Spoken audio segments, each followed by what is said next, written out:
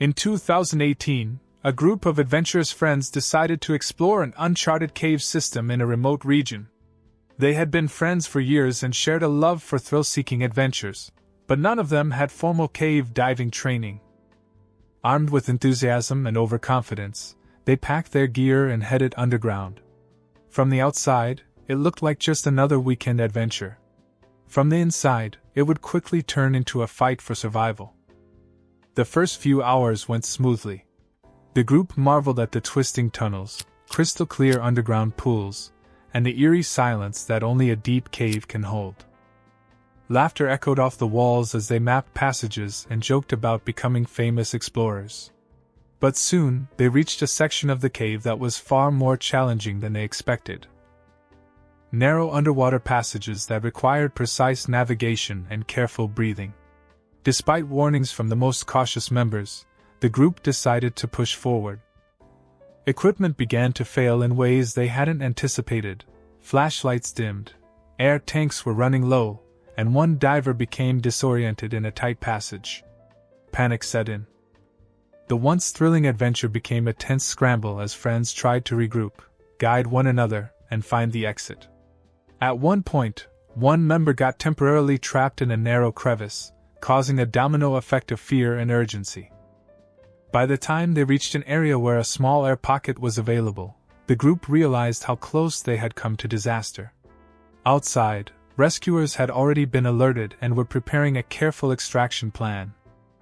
The operation was slow and dangerous, but ultimately, all members survived. However, the psychological impact lingered.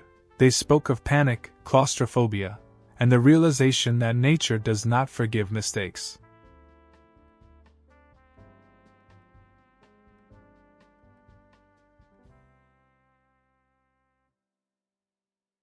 In 1967, Mosdale Caverns, a complex network of limestone tunnels in the Yorkshire Dales of England, drew in some of the most experienced cavers of the time.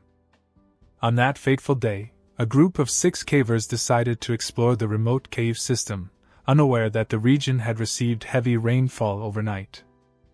Mosdale Caverns was known for its beauty and challenging passages, but it was also notorious for its hidden dangers: tight squeezes, submerged tunnels, and the unpredictable flow of underground streams.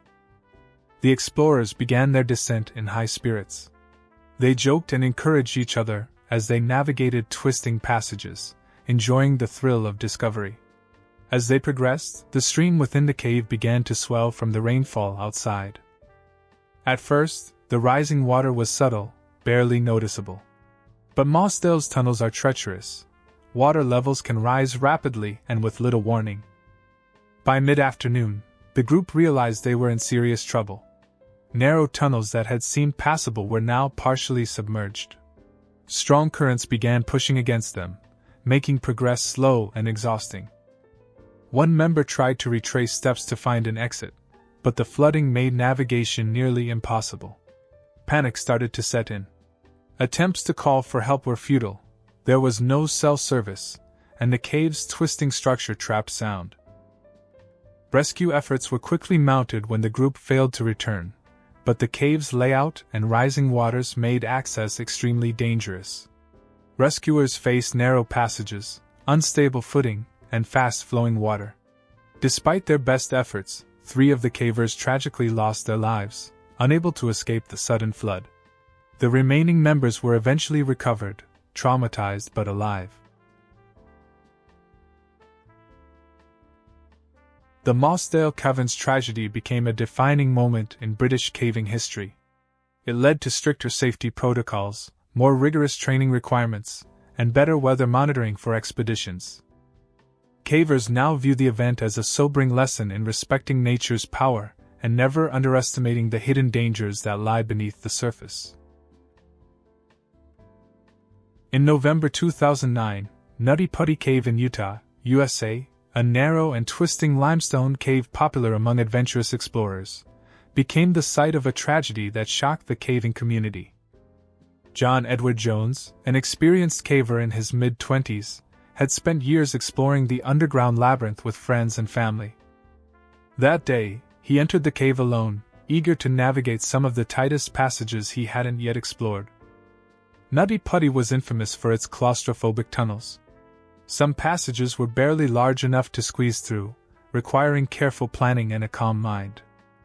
John moved confidently at first, enjoying the challenge and the quiet thrill of the underground world. But as he progressed, he reached a section of the cave known as the Birth Canal, a narrow vertical shaft that required extreme flexibility and caution.